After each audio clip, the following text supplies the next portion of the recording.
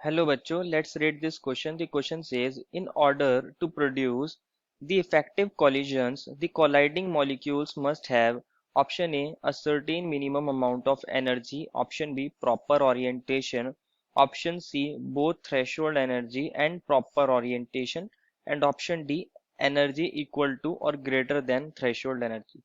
बच्चों इस क्वेश्चन में हमसे पूछा गया है कि जो अब हमारे इफेक्टिव कोलिजन्स होते हैं उनमें कोलाइडिंग मॉलिक्यूल के पास कौन सी प्रॉपर्टी होनी चाहिए। क्या उनके पास मिनिमम एक एनर्जी होनी चाहिए, थ्रेशोल्ड एनर्जी होनी चाहिए, या प्रॉपर ओरिएंटेशन होनी चाहिए। ये सब हमसे पूछा गया है। तो फर्स्ट ऑफ ऑल बात करते हैं इस क्वेश्चन में हमारे की कंसेप्ट की।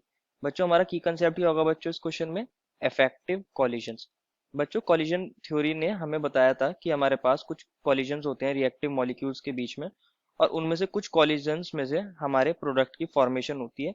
जिन कॉलिजन्स की वजह से प्रोडक्ट फॉर्म होता है उनको बोलते हैं हम इफेक्टिव कॉलिजन्स। और जो इफेक्टिव कॉलिजन होता है ये दो चीजों पर डिपेंड करता है। एक तो हमारे मॉलिक्यूल्स के पास कुछ मिनिमम अमाउंट ऑफ एनर्जी होनी चाहिए जिसको बोलते हैं हम थ्रेशोल्ड एनर्जी। सेकेंडली क्या होना चाहिए, उनके पास प्रॉपर ओरिएंटेशन होनी चाहिए। अगर हमारे मॉलिक्यूल्स के पास दोनों ही चीजें होंगी, थ्रेशोल्ड एनर्जी भी होगी और प्रॉपर ओरिएंटेशन होगी, तभी वो प्रोडक्ट को फॉर्म करते हैं। इसको हम एक एग्जांपल से समझते हैं।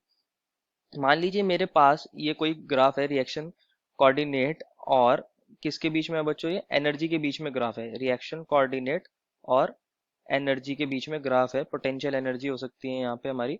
एक एनर्जी प्रोफाइल डायग्राम है। मान लीजिए कोई रिएक्शन हो रही है ए से पी। ये ए हमारा रिएक्टेंट है और पी हमारा प्रोडक्ट है। मुझे यहाँ ए से कहाँ पे जाना है, पी पे जाना है।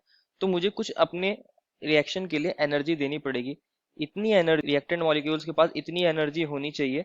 इस एनर्जी को बोलते हैं बच्चों threshold energy. Threshold energy, energy जिससे वो प्रोडक्ट के अंदर कन्वर्ट हो जाए। तो ये वाली मिनिमम अमाउंट ऑफ एनर्जी तो उनके पास टोटल होनी चाहिए, जब भी तो वो प्रोडक्ट के अंदर कन्वर्ट हो जाएंगे। इस एनर्जी को बोलते हैं थ्रेशोल्ड एनर्जी, या फिर बोल सकते हैं इसको हम potential barrier, potential energy barrier भी बोल सकते हैं। Potential energy barrier. Second thing क्या होती है बच्चों, अगर रिएक्टेंट मॉलिक्यूल के पास ये एनर्जी नहीं होगी तो प्रोडक्ट में कभी कन्वर्ट हो नहीं पाएंगे, वो यहाँ पे जा ही नहीं पाएंगे ऐसे, और प्रोडक्ट के अंदर कन्वर्ट हो ही नहीं सकते। सेकंड थिंग क्या होनी चाहिए बच्चों, हमारे मॉलिक्यूल के पास प्रॉपर ओरिएंटेशन होनी चाहिए। कंसिडर करिए एक एग्जांपल है मेरे पास CH3 और यहाँ Br है। जहाँ C क्या होता है बच्चों, स्लाइड पॉजिटिव चार्ज, क्योंकि इलेक्ट्रोनेगेटिव कौन है ज्यादा, Br है, तो इस पर स्लाइड नेगेटिव चार्ज। अगर OH नेगेटिव आएगा और वो यहाँ से जाएगा तो यहाँ से वो अटैक नहीं कर पाएगा, क्योंकि यहाँ पे नेगेटिव चार्ज Br नेगेटिव के पास भी है, OH नेगेटिव के पास भी है। तो यहाँ पे रिपल्शन होगी इनके बीच में। ये प्रॉपर ओरिएंटेशन नहीं है, इस रिएक्शन की वजह से, इस ओरिएंटेशन की वजह से यहाँ प्रोडक्ट फॉर्म नहीं होगा। लेकिन मैं वही बात करूं, अगर मेरा OH नेगेटिव कार्बन पर अटैक करेगा, कार्बन की साइड से आएगा, क्योंकि कार्बन पे पॉजिटिव चार्ज है और Br हमारा स्लाइड नेगेटिव चार्ज है, तो यहाँ इजीली अटैक कर सकता है और यहाँ से Br नेगेटिव निकल सकता है। तो ये रिएक्शन हो जाएगी। यहाँ प्रॉपर ओरिएंटेशन भी एक इंपॉर्टेंट फैक्टर होता है हमारे इफेक्टिव कोलिजन के लिए। तो दोनों ही चीजों पर डिपेंड करता है। Therefore the final answer is option number C. I hope you understood it well and best of luck.